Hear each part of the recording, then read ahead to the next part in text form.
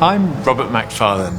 I'm a Fellow in English here at Emmanuel, and I'm also a writer. And for nearly 20 years now, I've been researching and writing around the subject of deep time. Deep time is the chronology of Earth history.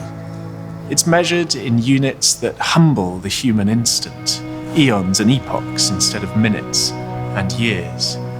Deep time is kept by rock and stone, by ice, by seabed sediments and stalactites. I first became interested in this subject because I grew up as a mountain climber, and deep time is rarely laid more bare than when in mountains. But over the past decade, I've become increasingly fascinated by the ethical implications of deep time.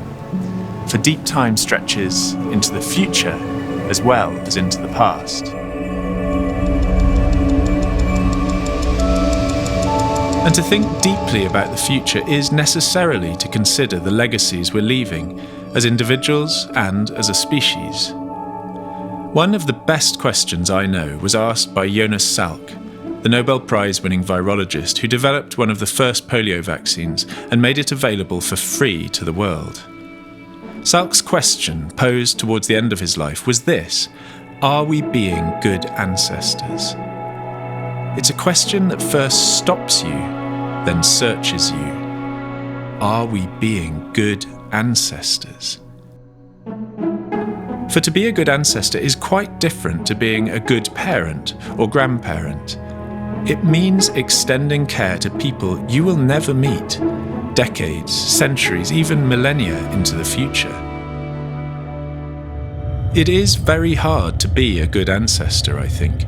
We're not doing a good job of it as a species at present, as we lay down our future fossils and strata markers, radionuclides, plastic waste, mass defaunation. To be a good ancestor means dreaming of the history of things to come.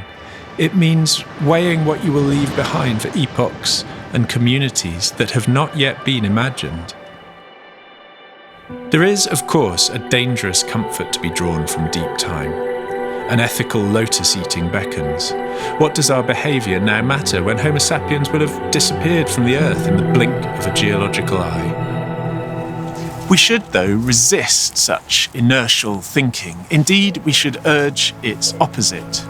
Deep time as a radical perspective, provoking us to action, not to apathy. Helping to develop the awareness that we all exist as part of a web of gift, inheritance and legacy, stretching over countless years past and countless to come.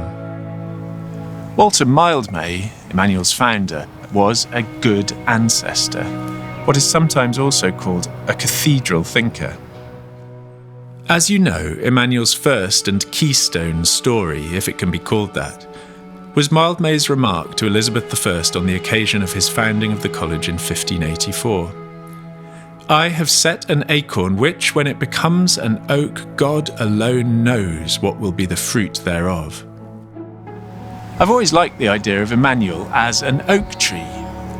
Not only are oak trees long-lived and resilient, in fact our word robust comes from the scientific name for the oak tree Quercus robur, they're also communities of astonishing diversity.